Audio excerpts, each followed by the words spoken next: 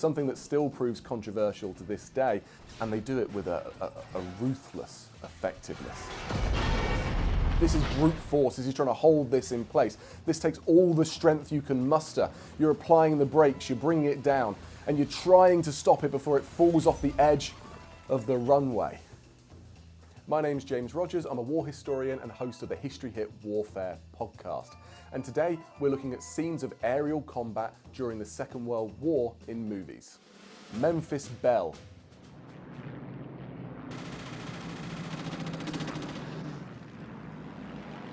So this is a legendary scene in the Memphis Belle.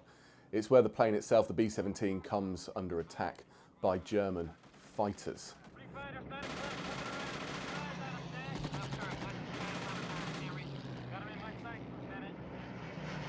It's a pretty realistic portrayal of how this would have played out. The Memphis Belle itself is iconic for the fact that it lasted 25 missions. Now you might have crew, individual crew that lasted that many missions, but to have one of these bombers last that long is incredibly rare. Not only that, as you can see here, you've obviously got the gunners on board the bomber, and the Memphis Belle was responsible for taking down 8 German fighters during the Second World War. I remember speaking to one pilot from Bomber Command, actually, John Henry Meller. He was saying to me that, when you're actually on flight, you're in operational mode. You don't think about what's going on around you. If you think about the planes that are falling to the ground and falling into the sea and those who are dying, you're not going to be able to operate. But it's only when you actually land that the reality of the situation hits home and you get that relief that you can finally take a deep breath and start to try and relax.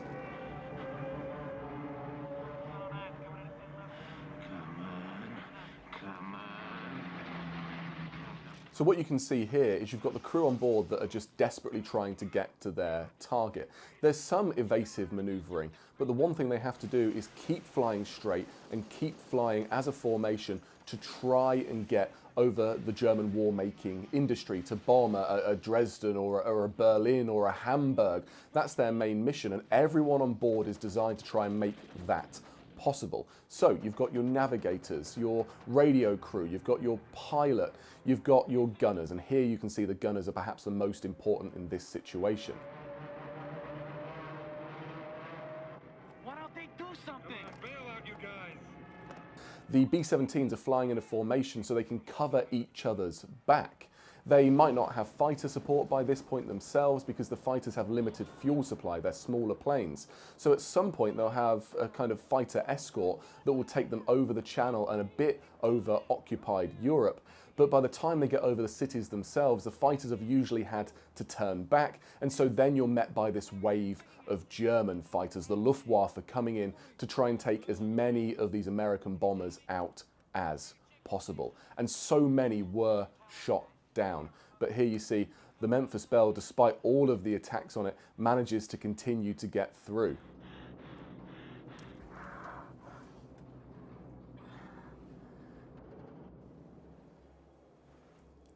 And here's where we come through to the landing of the Memphis Belle. Now we think it's dangerous enough over enemy targets. You've got that mix of fighter and that flak on the ground. But this itself was one of the most perilous parts of the mission. You've got to try and get your landing gear down. It might have been shot up. In this case, there's only one wheel that's actually working. And this is incredibly realistic. This would happen so often. You actually had a statistic where there was up to 46% of all of those who flew that were killed or injured during their missions. And a lot of that would happen when they came into land. They'd come in, bullet holes all the way through them. Crew could be injured or dead. It's a high pressure situation.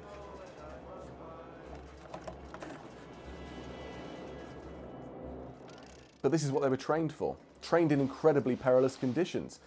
8,000 crew members died during training alone during the Second World War.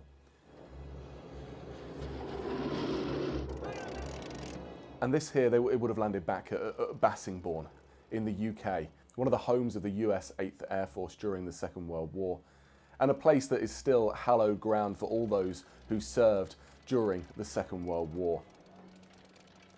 And you just see the sense of relief when it comes down to land.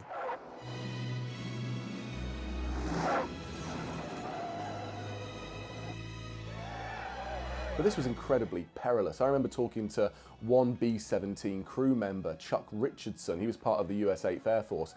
And he told me that when they landed, their plane was like Swiss cheese. They don't know how it landed at all. It had 100 different holes in it. They flew super low just to try and get back to the UK.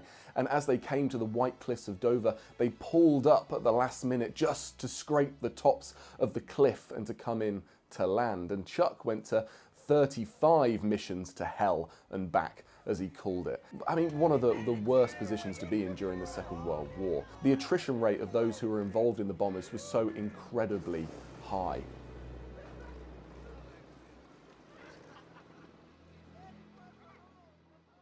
It was incredibly perilous to be on one of these missions. You got to think, you take off and you head over occupied Europe. It's reinforced with fighters and with flak on the ground, those air defences. If you manage to make it over the target, it's at that point that you're at your most vulnerable. You've got no fighter support, no one escorting you, because they don't have the ability to have the range, the fuel. Instead, they've turned back and headed back to base. You are alone and you have to try and stay in formation.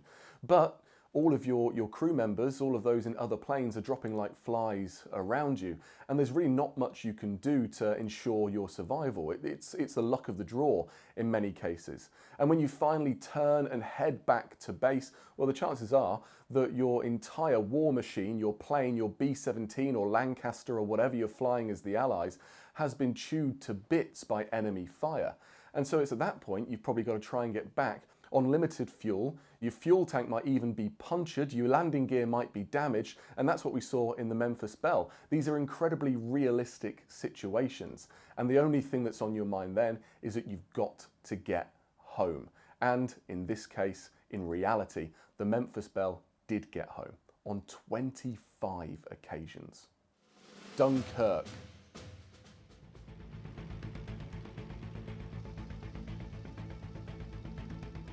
Here you go, this is the dogfight scene from Dunkirk. And you can see they're checking their watches there to just see how much fuel time they have left as well. A Spitfire on average only had about an hour of fuel. So you had to get across that channel, try and win the dogfight and then get back if you could. And you really didn't want to lose a Spitfire. They were incredibly valuable assets.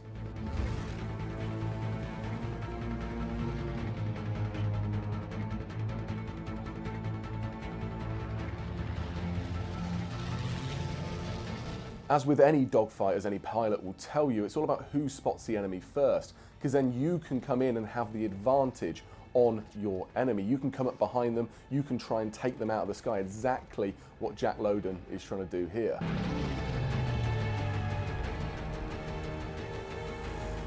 And you're constantly going back and forth and trying to get the advantage over your enemy, whether that's in terms of height, in speed, you're maneuvering, you're doing loops over the top, you're trying to get behind the enemy, you're trying to shoot them, take them out of the sky.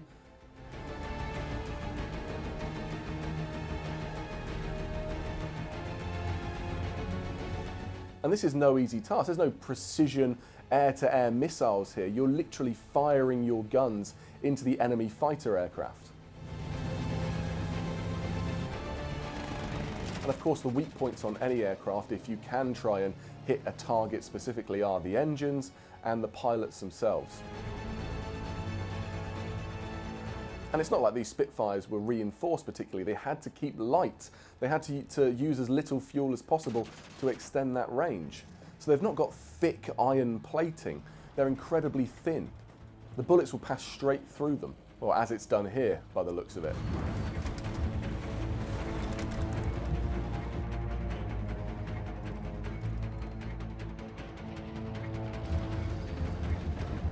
Jack Lowden's plane has been incapacitated, it can't fly any further, so he's got only one option. He needs to bail out. This is a terrifying ordeal for any Spitfire pilot during the Second World War.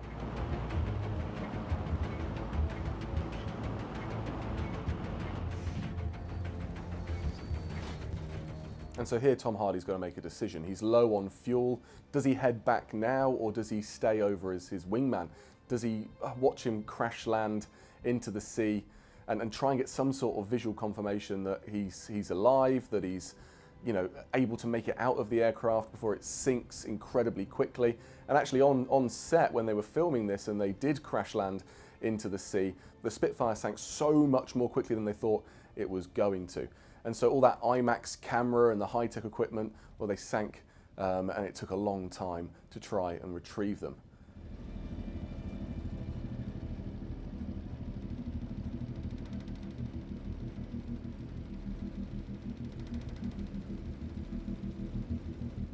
I really like Dunkirk as a film. I think Christopher Nolan has made an amazing epic, but there's a couple of factual inconsistencies.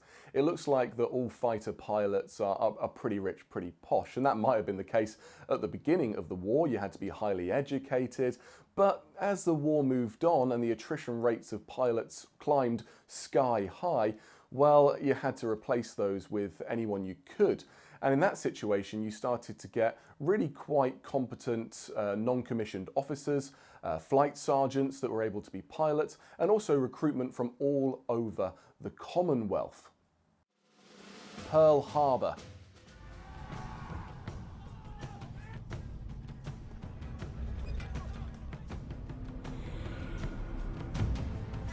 Here you have one of the most important moments of the Second World War. The Japanese attack on Pearl Harbour, that surprise attack.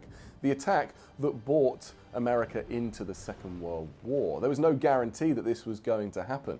Roosevelt was trying to convince the American people at the time, but it was this that acted as a catalyst to draw the behemoth, the superpower that is the United States with all of its industrial power into the war. Now, one interesting fact from this film is that because there were no Japanese aircraft carriers left from the Second World War, they had to use an American aircraft carrier to launch these planes off, something that still proves controversial to this day and definitely didn't make the veterans of the attack itself particularly happy. Now, these Japanese pilots, as they're coming in, they've been given orders that they have to take out military sites, military targets.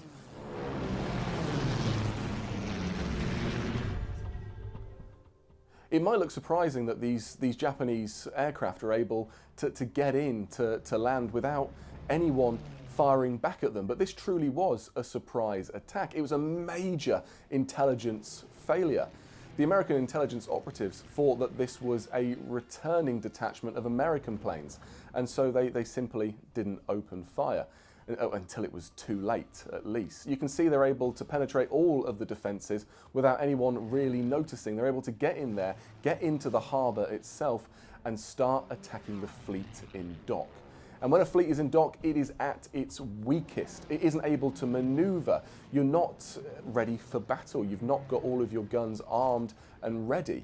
And so it's here that you start to see that the ships are literally sitting ducks.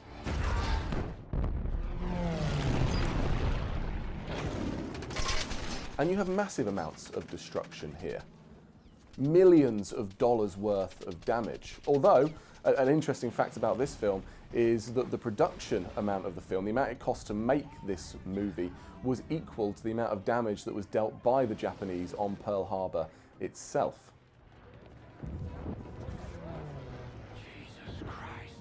You've got the fighters and the fighter bombers that are coming in, and they're targeting the ships specifically with as much precision as they can. They'd actually been given orders to only attack military targets. And they do it with a ruthless effectiveness.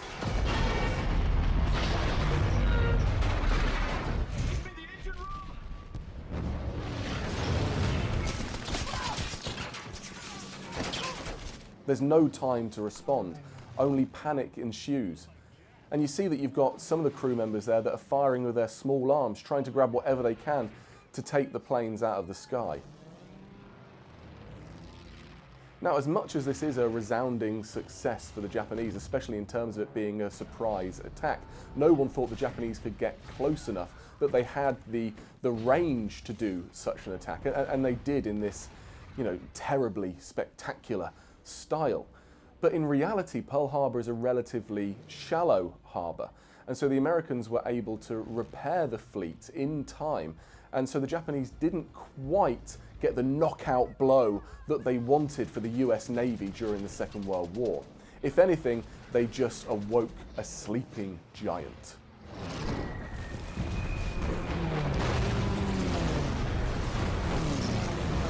It must have been a truly terrifying situation, rendered completely helpless.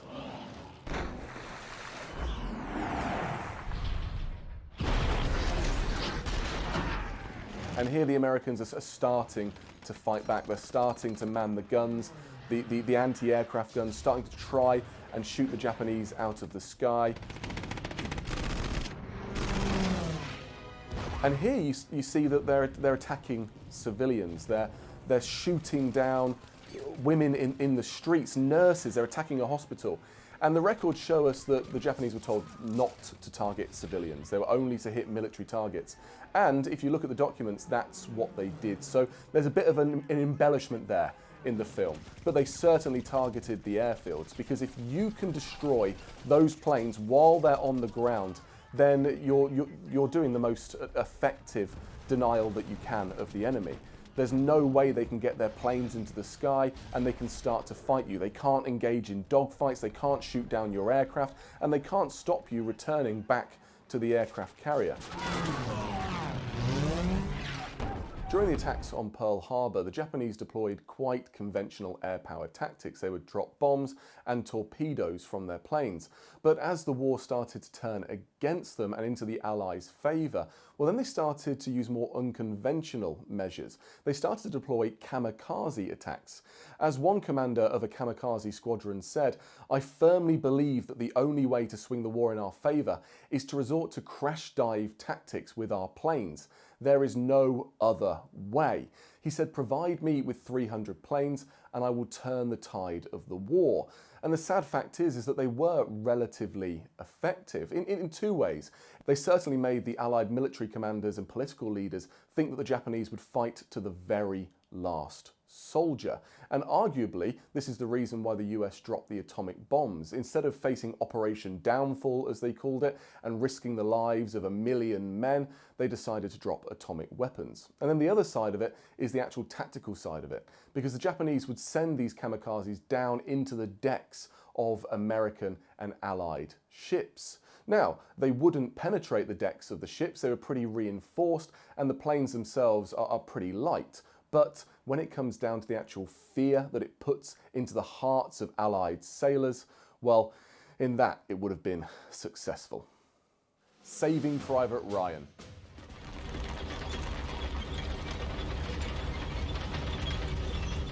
This is that famous end scene of Saving Private Ryan. Tom Hanks is there, he's left, he's defending that bridge. Everyone else has pushed back, and he pulls out his pistol, his pea shooter, and he fires it at the tanks ahead of him. What you need here is you need a tank buster. You need a P-51 Mustang to come in and knock this thing out. I don't quite know what he thinks he's going to be able to do here. I mean, that isn't going to be able to penetrate the thick armour of this tank coming towards him. What's going through his mind here is, you know, this is the end. I'm going to fight until the very last. And there you go. A gift from above. In comes those P-51 Mustangs, those tank busters to save the day. And actually, during the Second World War, and here we're focusing on the Normandy invasion, remember, air power was pivotal. It was combined arms that was needed to overcome the German forces. And at this point, the Americans and the Allies had managed to pretty much get command of the air. And here you can see the absolutely decisive role of air power during the Normandy invasion. By the time the D-Day landings took place, the Allies had turned the tide of the war in their favour. They definitely had superiority in air power.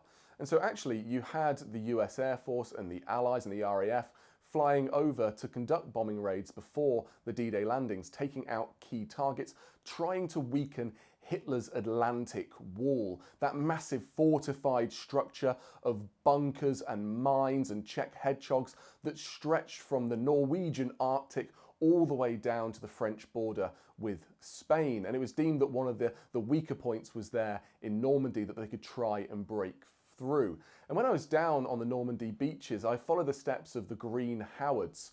They were a British regiment that had moved through and moved further than any other section from the British forces on D-Day. They managed to move in 10 kilometres. And what we found when I was doing the research for that was that it was the air power element that made that possible. They provided them with key intelligence about reinforced positions, and they'd also weakened those reinforced positions through absolutely dedicated and targeted bombing campaigns. It was a vital role during the Second World War. Without air power, you may not have had success on D-Day. Unbroken. You hit this one, drinks are on me. I ain't going to a bar with you, handsome. You confuse all the broads. So this is one of the bombing scenes from Unbroken, and here they're in a relatively new aircraft. It's a B-24 Liberator bomber. And the bombardier here had to be highly trained with an incredibly sensitive bit of kit. He's likely using there what was called a Norden bomb sight, which was a device that was almost like an early analog computer where you could input wind speed and altitude, and it would tell you when to release the bomb so it would hit as close to the target as possible. It became incredibly difficult to use. It was successful in pre-war tests when you weren't under fire from the enemy. But as you can see in this situation, it's so difficult to use. How do you manage to input all this data when you're constantly varying in height and manage to still keep calm, keep collected, and drop the bombs at the right time? All you want to do is drop the bombs as quickly as possible. Because if you do that, then you can turn around and you can head back. But as everyone knew, if you miss the target, it just means that your crewmates back at base would have to come and do the mission again. You might have to come and do the mission again. So you try your best to hit that target. But the B-24 was pretty revolutionary as a bomber aircraft. It had a much longer range than the B-17 before it.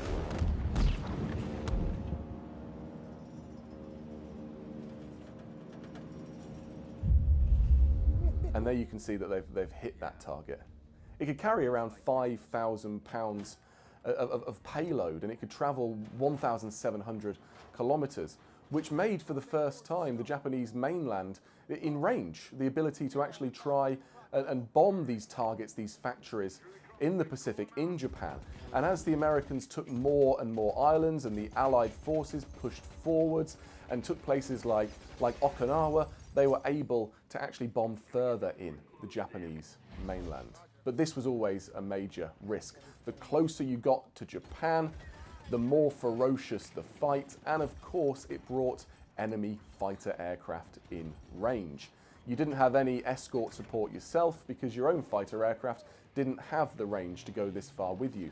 So you were alone, and all you had were your gunners on board to try and take them down. That's no easy task.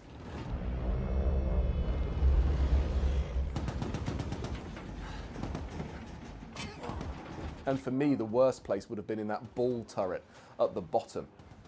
You're there to try and target any of the fighters that fly underneath you. As you can see here, you're the only defense for your B-24 Liberator.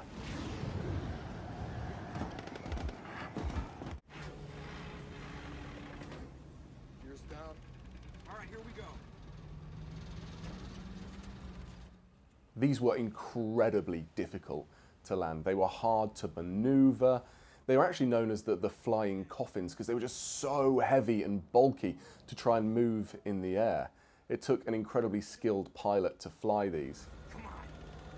And if you've been flying B-17s, which are far daintier and easier to maneuver, this would have been a bit of a shock to the system.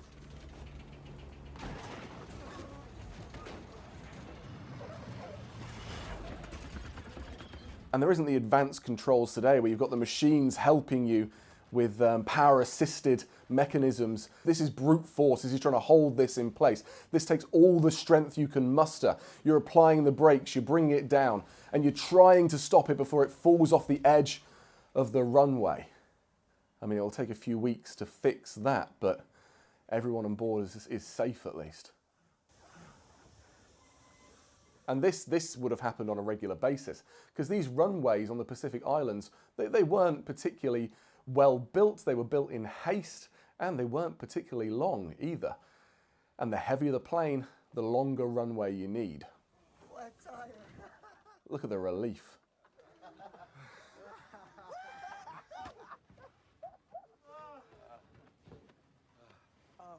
It might be thought that precision in bombing or the type of explosives that you use are the things that you want to focus on during war, especially during the Second World War.